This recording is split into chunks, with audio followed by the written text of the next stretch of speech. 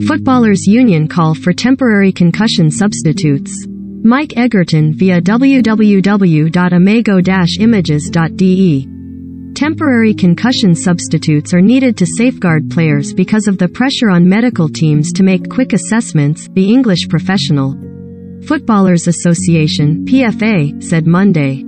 On Sunday, Leeds United's Robin Koch was substituted 19 minutes after suffering a head injury that needed to be bandaged in a 4-2 loss to Manchester United.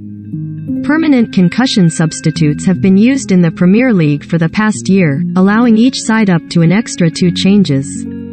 If players are replaced, they cannot return to the field.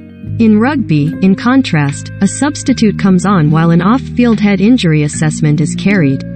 The injury to Leeds United's Robin Koch demonstrates again that the current concussion protocols within football are failing to prioritize player safety, the PFA tweeted on Monday. We see frequent incidents of players returning to play with a potential brain injury, only to be removed shortly afterwards once symptoms visibly worsen.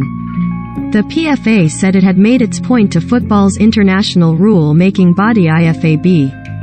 As the representative voice of players in England, we have been clear to at the IFAB that we want to see the introduction of temporary concussion substitutes. Temporary concussion substitutes will allow medical teams additional time in an appropriate environment to make an initial assessment.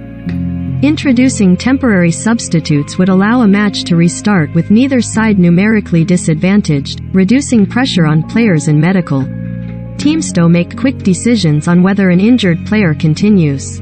Put simply, the current rules set by at the IFAB are not working, and players are being put at risk.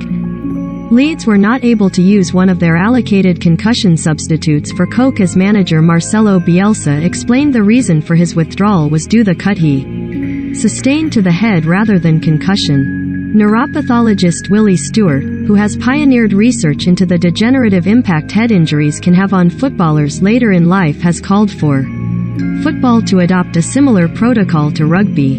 Unquestionably, rugby has made great developments in understanding how you can assess and identify players with brain injury on the field, and that should be the model and the benchmark that other sports start from, Stewart told British Parliamentary Inquiry on the issue last year.